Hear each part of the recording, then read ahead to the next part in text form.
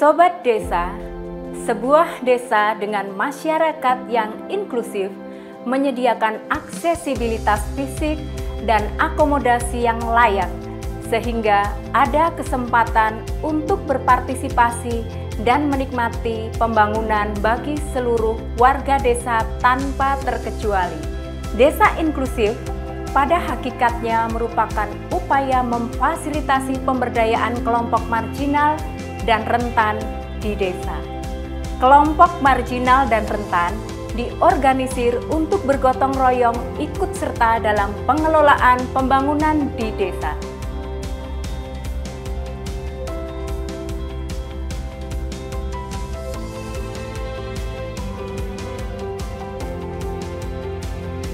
Desa inklusif bisa terwujud tentunya juga karena kepemimpinan inklusi di desa. Dan calon pemimpin inklusif di desa harus bisa mewujudkan 18 Sustainable Development Goal atau SDGs desa. SDGs desa adalah upaya terpadu pembangunan desa untuk percepatan pencapaian tujuan pembangunan berkelanjutan. Ke-18 SDGs desa tersebut bisa dilihat di gambar berikut ini.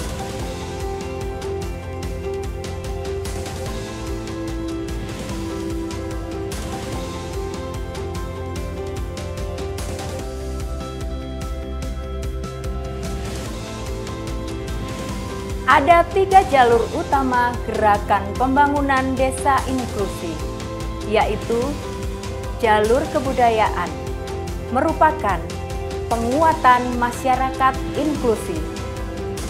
Jalur pembangunan merupakan inklusi dalam proses dan substansi dalam pembangunan desa. Dan jalur demokrasi, yaitu dengan mempengaruhi pembuat dan pelaksana peraturan. Mari kita bahas ketiga jalur itu satu persatu. Untuk jalur budaya, kepemimpinan inklusif akan bisa menjadikan budaya sebagai kekuatan mendasar untuk membentuk desa inklusif. Caranya dengan mengidentifikasi semua ragam bentuk budaya dan seni tradisi di desa, kemudian dibuatkan wadah untuk kebudayaan tersebut bisa diakomodir. Setelahnya, melakukan berbagai promosi adat budaya yang mengandung nilai inklusi sosial seperti gotong royong, musyawarah mufakat, dan lain-lain. Untuk jalur demokrasi, ada beberapa langkah yang bisa dilakukan untuk mewujudkan kepemimpinan yang inklusif. Beberapa langkah itu diantaranya: pemimpin mengidentifikasi masyarakat minim partisipasi, melibatkan seluruh unsur masyarakat dalam proses musyawarah, mengundang kelompok rentan, difabel, dan kelompok marginal lainnya dalam musyawarah desa, serta penggalian aspirasi dari setiap unsur masyarakat tanpa kecuali. Sementara untuk tahapannya, jalur demokrasi kepemimpinan inklusif bisa dilakukan dengan beberapa cara berikut: menyelenggarakan kegiatan pembelajaran atau pelatihan inklusi sosial khususnya kelompok marginal dan rentan, mengorganisir kelompok marginal dan rentan, memfungsikan musyawarah desa sebagai forum demokrasi bagi kelompok marginal dan rentan menyampaikan aspirasi, memfungsikan BPD sebagai unsur pemerintah yang dituju kelompok marginal dan rentan dalam menyampaikan aspirasi, memastikan adanya kewenangan desa memuat urusan yang dibutuhkan kelompok marginal dan rentan, memastikan warga desa mampu memilih kepala desa dan atau anggota BPD yang berpihak pada kelompok marginal dan rentan.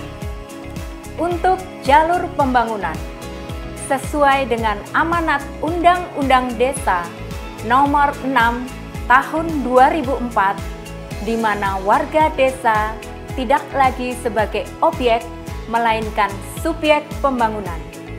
Maka, pelibatan warga dalam semua aspek pembangunan di desa harus aktif dilibatkan. Sebagai aktor, warga desa dapat menentukan tujuannya sendiri, menggunakan sumber daya yang diperlukan, serta mengarahkan proses yang mempengaruhi hidupnya sendiri.